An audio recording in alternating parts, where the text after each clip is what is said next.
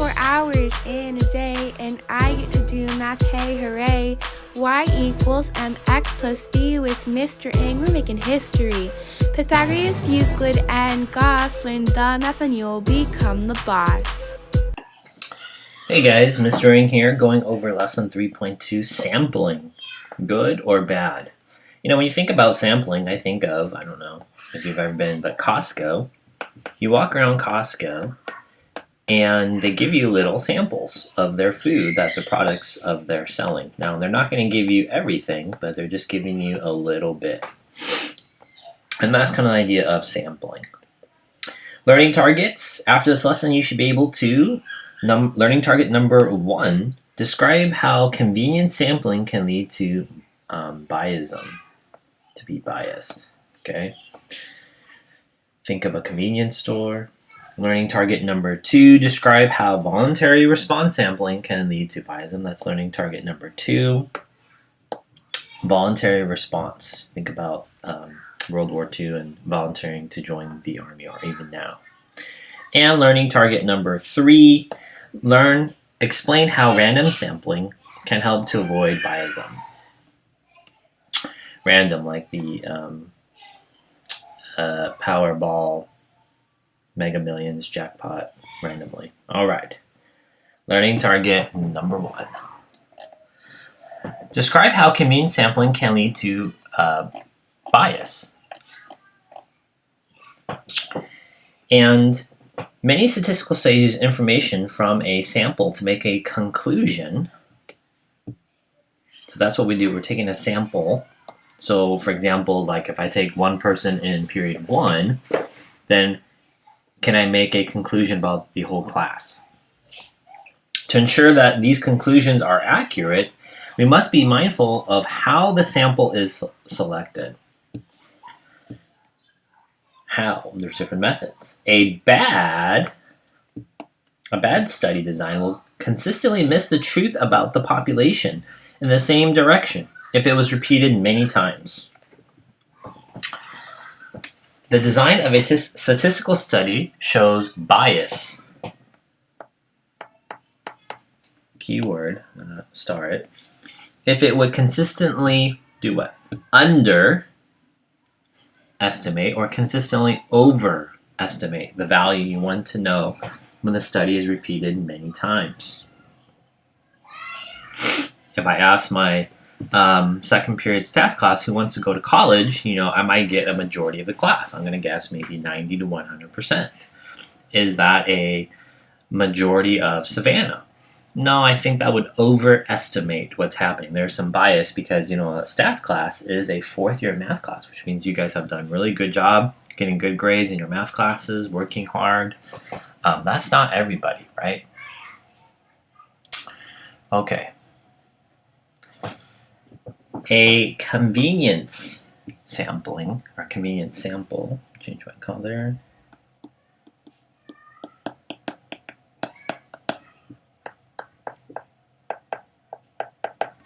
Chooses the individuals easiest to reach. This will typically result in a biased sample of like-minded individuals.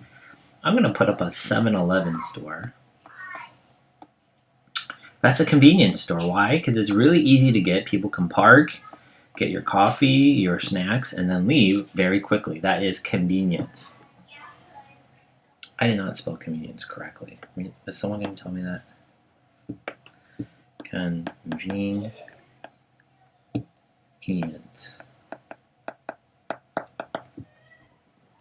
Caution. Convenience sampling often produces unrepresentative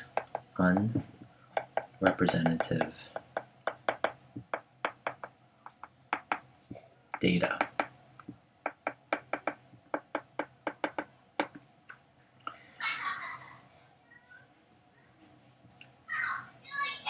Like this first purple person might, because they're right there, give us the data we want, but these people in green are kind of neglected. Let's do this example and then you'll kind of see why. Weighing options. Example number 1. A school nurse wants to know if students at his school are overweight on average. After school one day, he walks to the gymnasium across the hall from his office and selects the first 20 that he sees. First 20.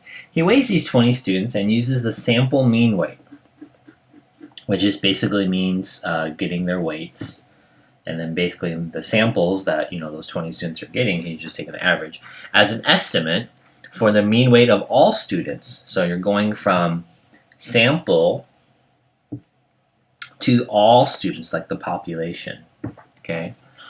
Explain why this sampling method is biased. Is the mean weight of the students in the sample likely to be greater or less than the mean weight of all students in the school? So remember, when is this?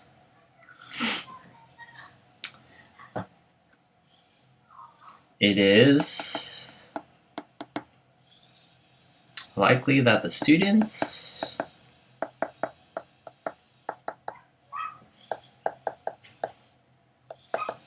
in the gym after school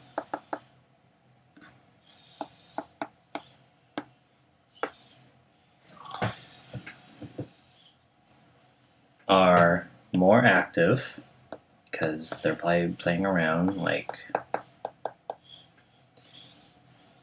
and physically fit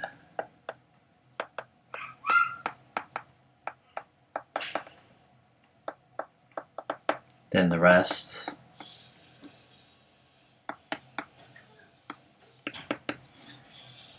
of the students in the school.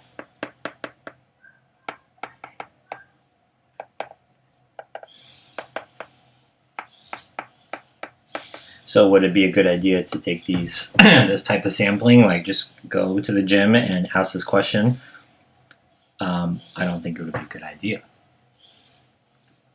So that's the first question. Explain. Let's put that in green because then you'll know. Okay. In purple now.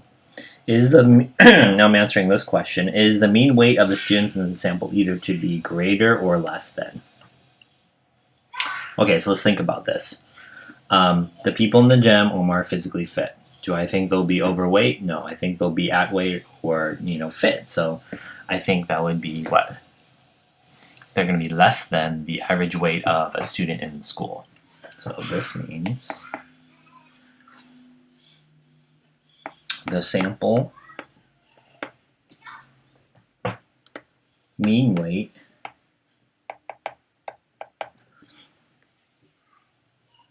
so those are the first 20 that he finds in the gym are, let's use a different color to emphasize this, less than the average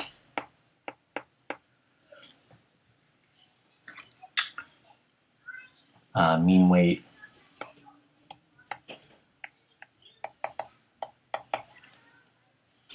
of all students in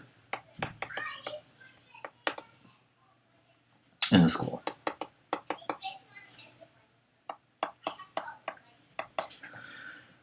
All right, I'll give you guys another. I'll give you guys another example. Let's just say assistant principal wants to find out the GPA of students at the school. And it's convenient, easy for that assistant principal. Their office is right next to a classroom. Maybe it's like near Mr. Little's classroom. And if he's teaching APUSH, AP US History, you ask them their GPA, and they answer 3.9. Okay? It's convenient for the assistant principal just to walk over to an AP class, ask for the GPA. Well, does that represent the whole school? No way. Not every student has a 3.9. So do you think this represents more or less? In this case, this would probably be more. are greater than the average. Why? Because usually AP students want to do well. They know it's going to take more work. And so their GPAs are going to be higher than the rest of the schools. Most students, not all students, are like, hey, I want to do more work just for a measly grade point average. Okay, let's finish this one up. So that was learning target number 1. That was a convenience sampling. Okay. Okay, number 2. Describe how voluntary sampling can lead to bias. A, of course you can see it, a voluntary response. Oops, so let's put another blank in there. Response sample consists of people who choose, let's underline that word, or highlight it if you want.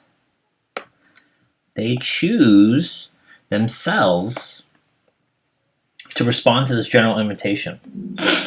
Volunteer response samples show bias because people with strong opinions, let's write this, often in the same direction, are most likely to respond. When it says same direction is they strongly agree, or you can also say strongly disagree.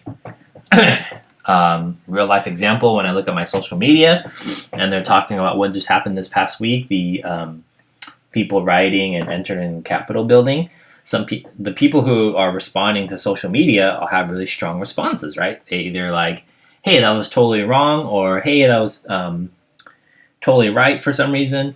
And those people who are only going to write or respond are people who have strong opinions, okay? Let's try this next example, and I think it would make sense. All right. Example number 2. Change my color here. Regret Kids. Ann Landers once asked the readers of her long-running advice column, if you had to do it over again, would you have children? She received nearly 10,000 responses, almost 70% saying no. Can it be true that 70% of parents regret having children? Oops. No. Why? People who feel strongly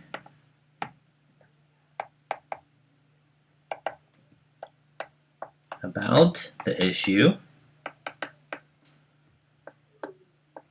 And I'm going to put an emphasis here. These are the ones who regret having kids or saying, oh, why did I have those kids? About the issue, particularly,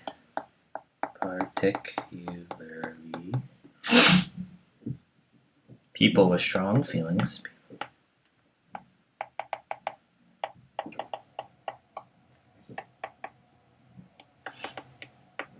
are more likely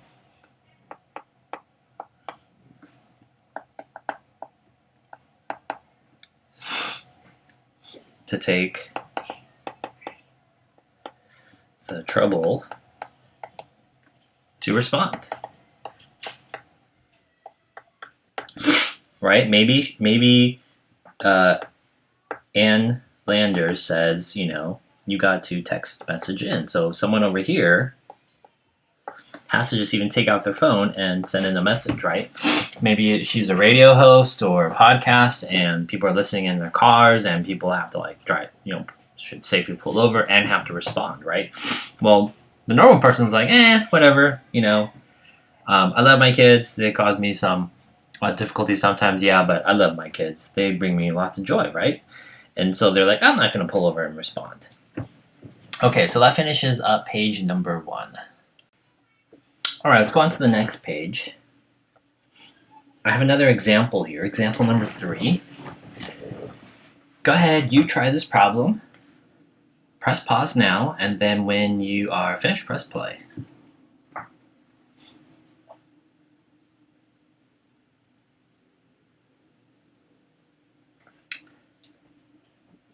Example number 3, should we weigh another option?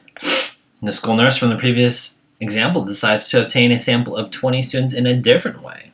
He submits a morning announcement stating, "Health data needed. If you're willing to be weighed, please come down to the health room this week." Explain why this sampling method is biased. Is the mean weight of the 20 students in this sample likely to be greater or less than the mean weight of the entire student body? Well, if you heard that announcement, what type of student would most likely want to go? It is likely, remember this word here, I'm going to actually underline it. In statistics, we're never using absolute words. Highly likely, very certain, but I'm not going to say students will. That's like an absolute. It is likely the only students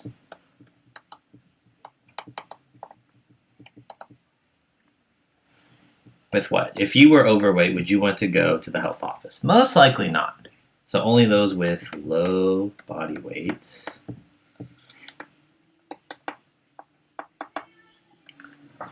will do what? Volunteer.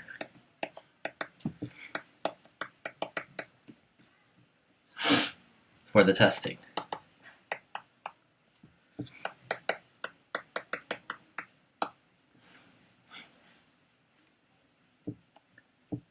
Students who are overweight are unlikely to volunteer to be weighed. Okay, I'm going to pause right here and go back. So, explain why it's biased.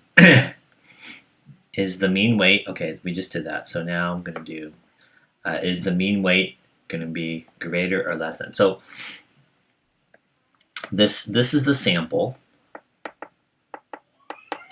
compared to the student body, which is the population. So is the sample going to weigh more?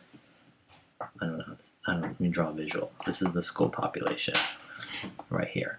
Is the sample going to be, I don't know, I'm just going to throw out a number, 150 pounds. Is the sample going to be over or down here under? What do you think? I think those who are actually going to volunteer, you may be kind of embarrassed if you were overweight. You're probably not going to respond to that.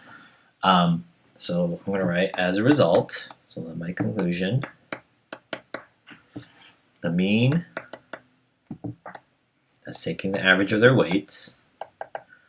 The mean weights for the members of the sample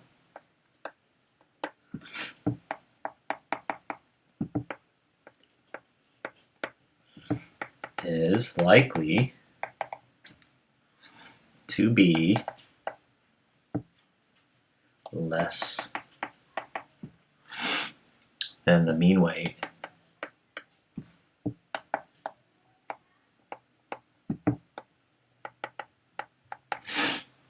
for the entire student body.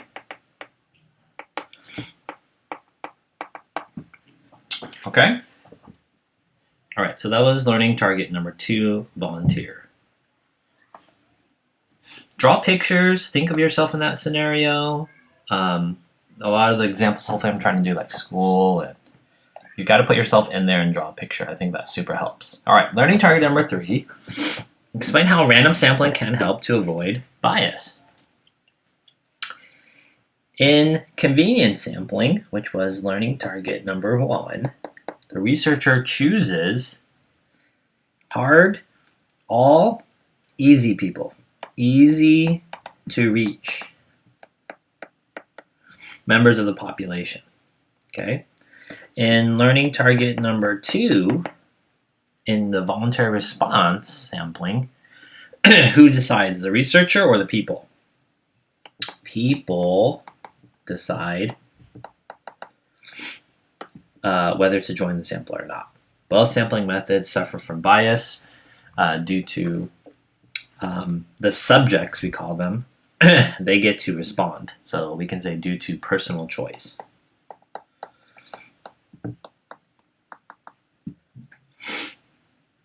The best way to avoid this problem is to let chance choose the sample. And how do you use chance? Well, this is our learning target number 3. Big one here is the random sampling.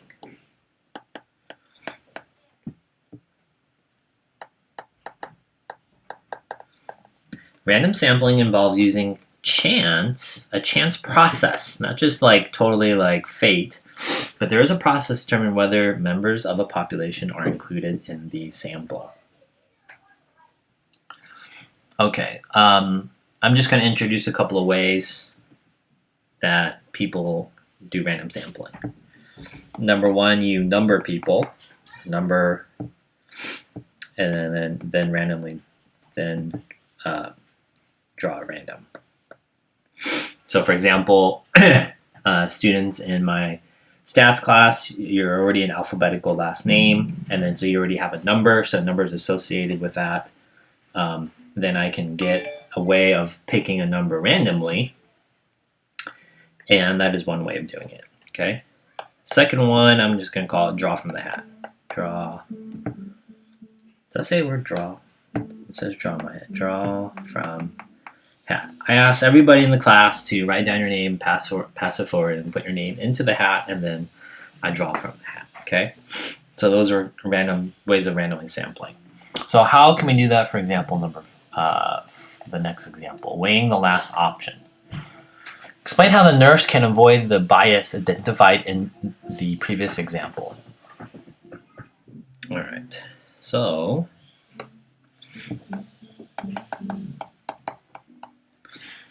instead of recruiting, remember this is the one with the PA announcement, instead of recruiting volunteers, because that was a volunteer sampling to be weighed,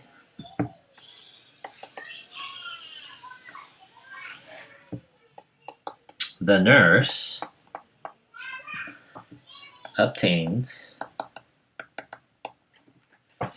a list of all students and randomly selects 20 to be weighed. So then the nurse would probably send out call slips, right? Because what did we talk about up there? No personal choice.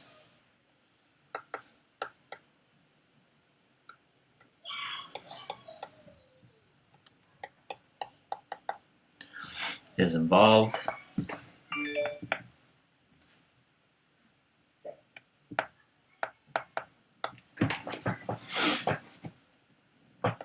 So this sample should be a better or more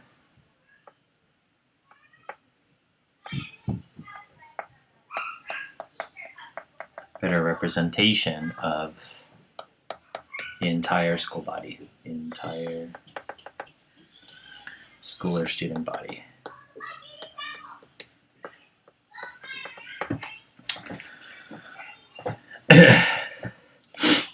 All right, that's page 2.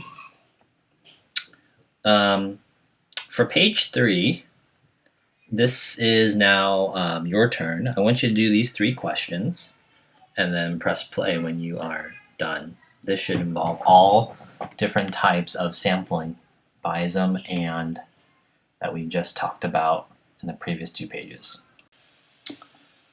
All right, let's go over example number 5. Still on the phone?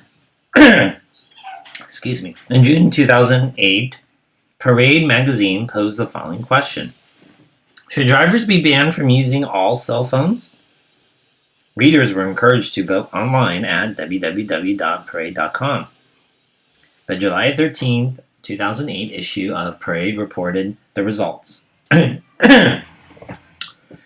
2,407 said yes, and 410 said no.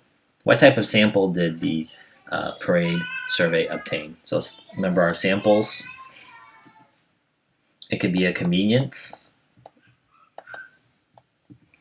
It could be a voluntarily, or it can be random. What do you think happened here? Was it random? Did they just they took all the households of the United States and then emailed them something and they must respond? No. Was it like the first 100? Did the parade just go outside their building and find people? No. So it is a volunteer. Voluntary response. Because people choose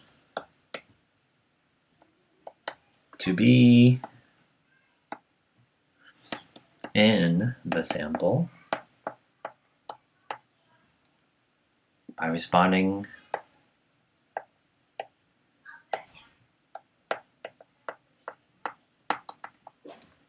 to a general invitation. Why are you bringing my pillow? Remember, this is the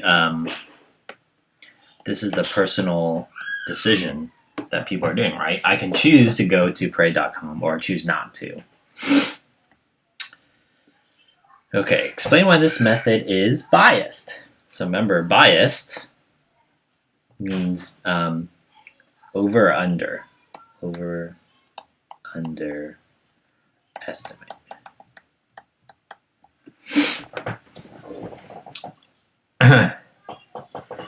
Explain why this sampling method is biased. Is 85% likely to be greater or less than the percentage of all adults who believe that cell phone use while driving should be banned? Why?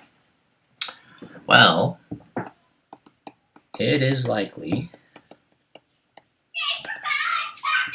that only people who feel strongly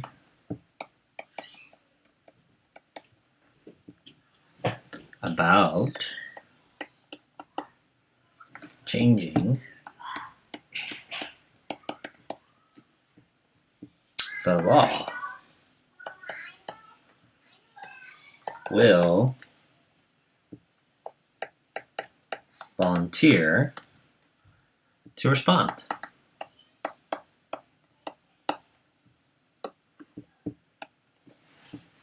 People who feel the current laws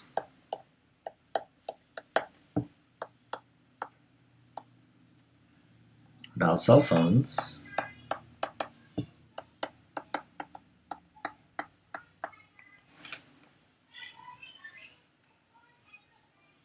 cell phone use are adequate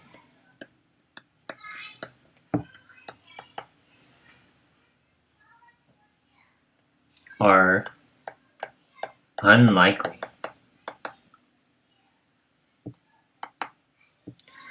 to spend time to vote online. Right? They're not going to volunteer their time. They're happy with it. Why would you want to change it? So, what's our conclusion? As a result, the 85%, so again, we're saying in the 85%, do we think this represents everyone? Is it an over or an under? Do you think the number of the whole population is going to be more than 85% or going to be less than? think this 85% is a lot. So the 85% from the sample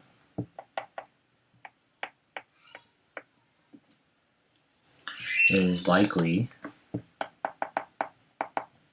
greater. I think the whole population, I think some people want to ban it, some people are like, I don't really care. But 85 is pretty high, so that's why I think it's greater than the percent of all adults who believe that cell phones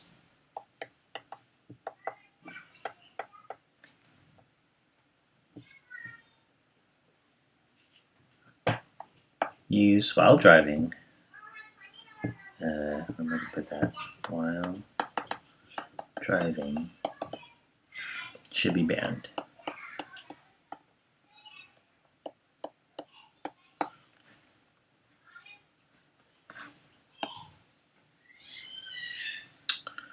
Okay, last question. Explain how Parade Magazine could avoid the bias described in question number 2.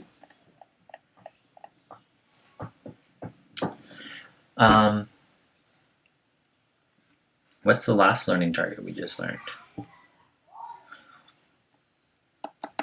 Instead of asking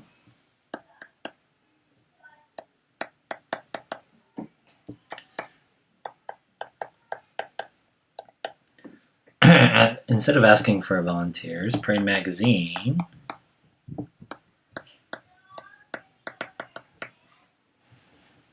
could obtain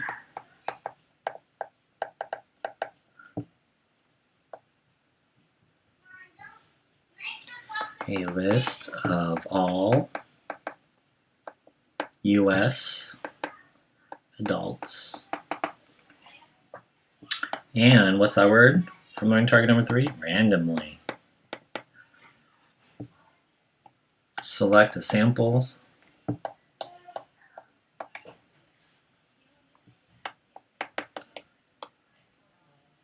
to be surveyed.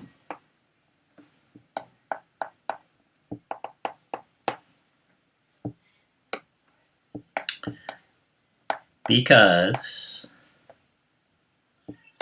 no personal choice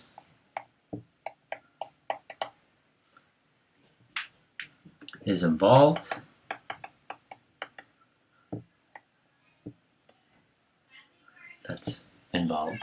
this sample, what we're proposing, getting a whole list of everybody,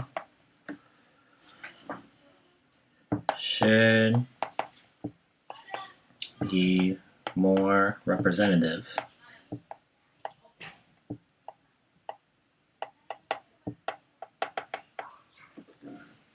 of the entire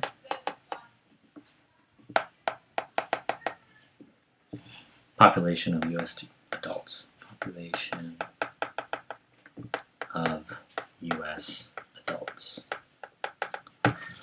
Okay? So let's kind of just review what we've done. Learning target number 1, we learned about convenience. If I ask you to create surveys, and then, a lot of students in years past would just pass them out in class. Would that represent the whole school? No, it's convenient because you're already in class. Or like you would go to your next period and pass out the survey. That's too convenient. That doesn't represent the whole school. Learning target number 2, describe how voluntary response can also be biased, right?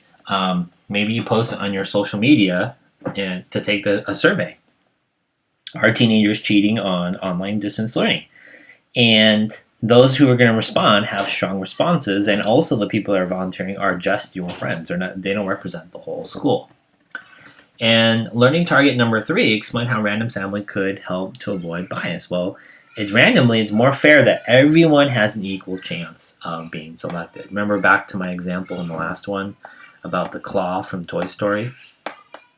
You want it to be fair. You don't want it to be where the claw just picks the first person there, right? Because it's convenient, it's the closest. You don't want it to be where there's a volunteer where this guy's just jumping up and down and then the clock picks, right? It should just have everyone has an equal chance of being selected. So that's lesson 3.2, sampling, good or bad. See you guys. 24 hours in a day, and I get to do math, hey, hooray.